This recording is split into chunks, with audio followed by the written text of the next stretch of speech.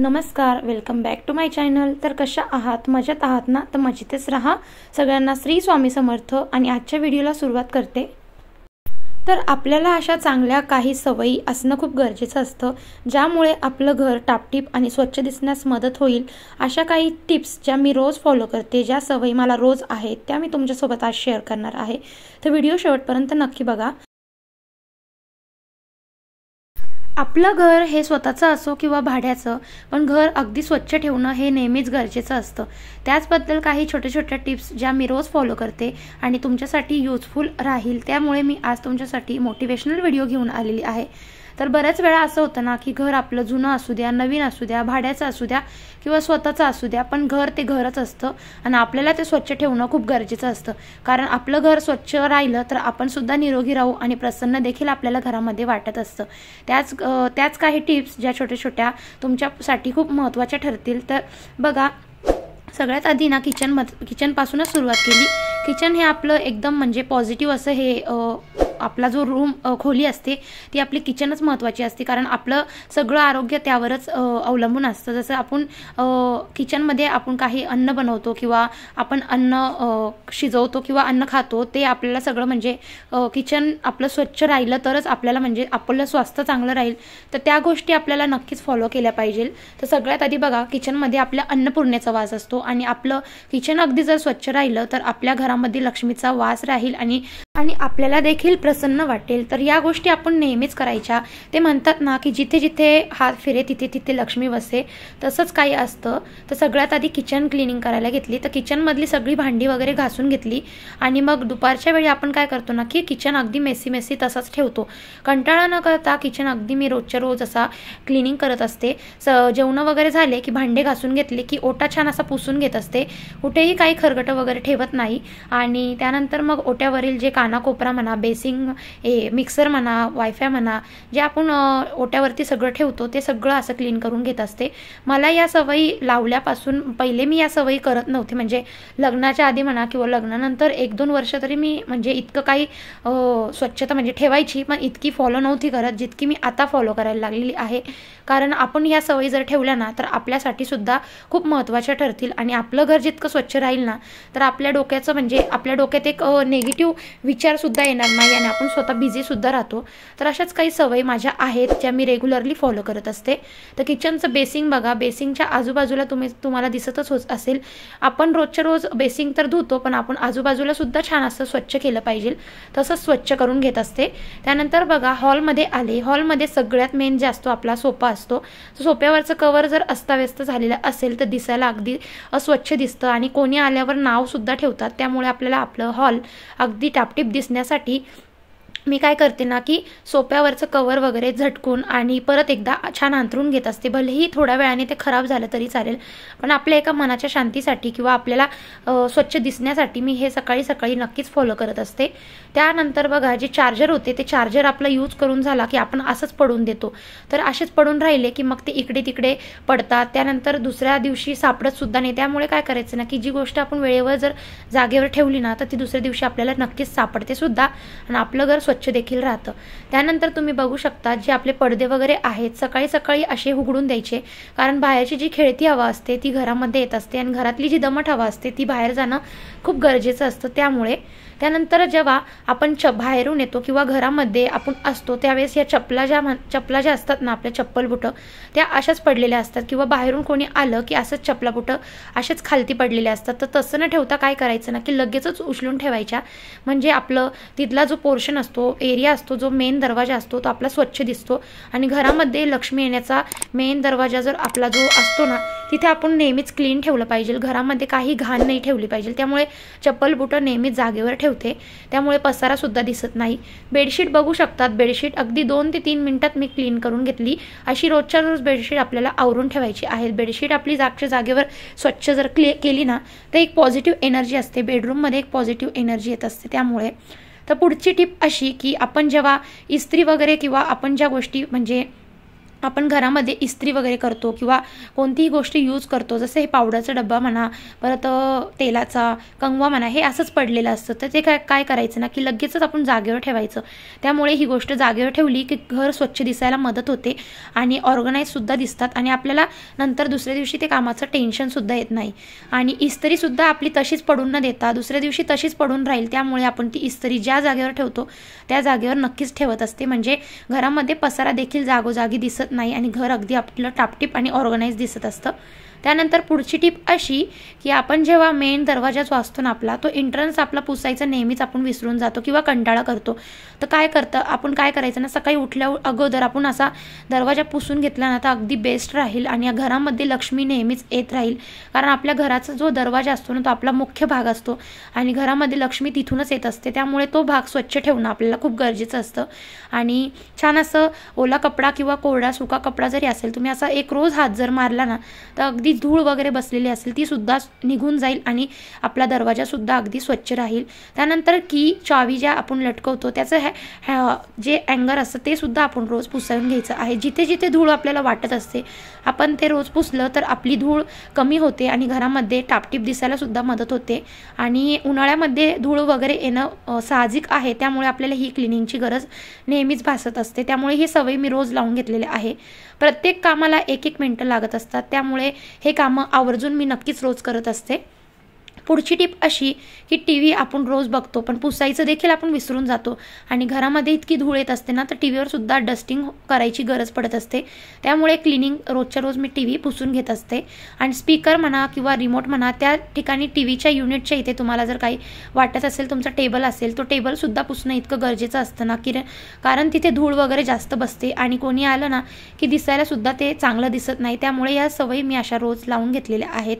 एकदा या सवयीची आपल्याला सवय जर पडली तर या सवयी आपल्याला न केल्यामुळे आपल्याला म्हणजे घरामध्ये एक पॉझिटिव्ह वाटत नाही आणि स्वच्छता देखील दिसत नाही. त्यामुळे मग अशी माझी रोजची सवय मी ठरवून घेतलेली आहे. त्यानंतर बघा, हा जो चष्मा आहे, गॉगल आहे त्यांचा, तो असाच इथेच पडलेला राहतो. त्यामुळे इथंच पडून न देता लगेच हा त्या जागच्या जागेवर जर ठेवला ना, आता या ड्रॉवरमध्ये मी ठेवत असते, तर ड्रॉवरमध्ये ठेवला ना तर आपल्या टीव्हीचा इथला टेबल अगदी रिकामा आणि स्वच्छ दिसायला लागतो आणि कामसुद्धा देखील आपलं सोपं होतं. आणि वेळेवर जर गॉगल आपल्याला सापडायचं असेल तर जास्त घरामध्ये शोधावं लागत नाही, वेळेवर लगेच सापडून सुद्धा जातं.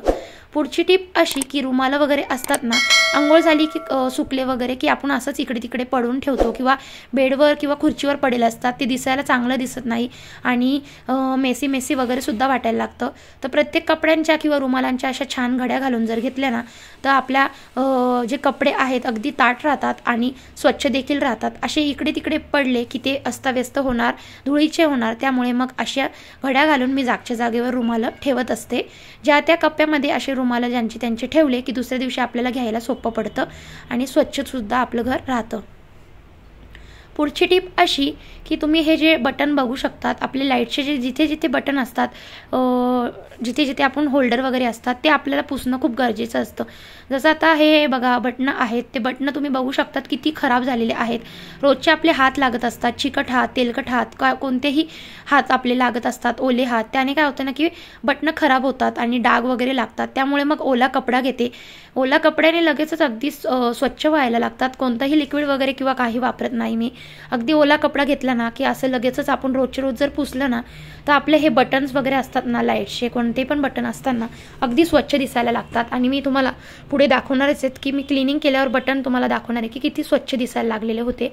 आणि काय होतं ना की आपण जेव्हा आपण जेव्हा स्वतःला आपलं एवढं सजवत असतो ना, जेव्हा आपण मेकअप करत असतो त्यानुसार आपलं घरसुद्धा स्वच्छ राहणं, टापटीप राहणं खूप गरजेचं असतं. त्यावरती आपलं सगळं स्वास्थ्य, जे आपलं आरोग्य असतं, अवलंबून झालेलं असतं. कारण आपल्या घराची आपल्याला इतकी सवय झालेली असते ना, आपलं घर आपलं स्वच्छ नसेल तर आपल्याला घरामध्ये अगदी दुःख वाटत असतं, आपल्याला चांगलं फील होत नाही. त्यामुळे या गोष्टी आपण नेहमीच रोज आवर्जून करायच्या. त्यानंतर पुढची टिप अशी की आपण आपल्या ज्या घरामध्ये फ्रेम्स वगैरे असतील, तुमच्या घरामध्ये ज्या कोणत्या फ्रेम लावलेल्या असतील तर त्या नक्कीच रोज आवर्जून पुसायच्या. कारण काय होतं ना की धुळीने त्यावरती सुद्धा धूळ बसलेली असते किंवा आठवड्यातून 2दा तुम्ही ह्या फ्रेम वगैरे पुसू शकतात. आणि अशा गोष्टी जर केल्या ना तर घर आपलं अगदी स्वच्छ आणि टापटीप दिसायला लागतं. या गोष्टींमुळे ना छोट्या छोट्या गोष्टींमुळे आपल्या घराला कोणता इफेक्ट होतो ना ते आपल्याला म्हणजे आवरल्यावरतीच समजत असतं की आपण आपल्या घरामध्ये आपल्याला आज वेगळीच पॉझिटिव्ह वाईब्स यायला लागते। आणि प्रत्येक गोष्टींमागे स्वच्छतेमागे काही ना काही कारण असतं। घड्याळसुद्धा आपलं रोजच्या रोज पुसणं खूप गरजेचं असतं, कारण आपण त्यामध्ये आपला रोजचा टाईम किंवा वेळ आपल्याला त्यामुळे कळत असते। आणि मग त्या वेळेची जी आपल्याला वेळ जशी आपल्याला घड्याळानुसार कळत असते त्यानुसार आपल्याला घड्याळसुद्धा आपलं जे घड्याळ असतं ते सुद्धा असं स्वच्छ करणं खूप गरजेचं असतं। त्यानंतर पुढची टीप अशी की आपण जेव्हा आपल्या घरामध्ये किचनमध्ये क्लिनिंग करतो त्यावेळेस आपल्या फ्रीजला सुद्धा हात लागलेले असतात आणि त्यामुळे मग ते खराब दिसतं। त्यामुळे मग रोजच्या रोज फ्रीजसुद्धा असं मी रोज पुसून घेते। अगदी स्वच्छ आणि टापटीप दिसायला लागतं आणि डीप क्लिनिंग करण्याची जी गरज असते ना ती करण्याची जास्त गरज भासत सुद्धा नाही। त्यामुळे या गोष्टी मी आवर्जून करत असते।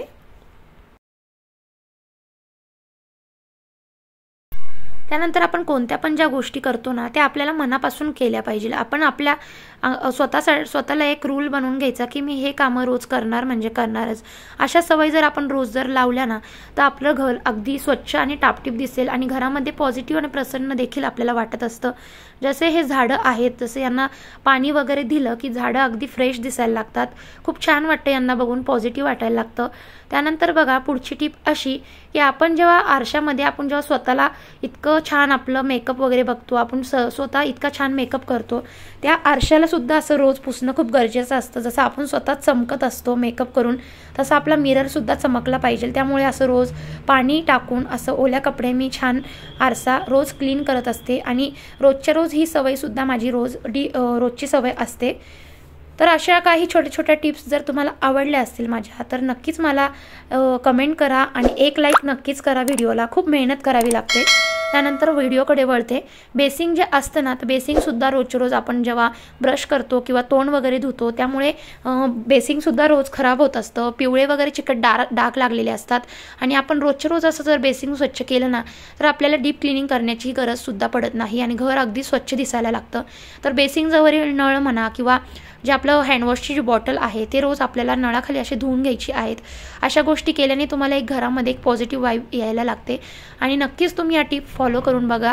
करत असाल तर मला नक्की कमेंट करून सांगा। या व्यतिरिक्त तुम्ही काही अजून नक्की कोणत्या तुमच्या सवयी असेल ते सुद्धा मला कमेंट करून सांगा। त्यानंतर बघा बेसिंगजवळील जो आजूबाजूचा पोर्शन असतो म्हणजे जे कडप्पा ओटा वगैरे असतो तो सुद्धा असा रोज मी पुसून घेत असते। ओलं पाणी सँडल वगैरे असतं ते रोज असं पुसून घेते कपड्याने।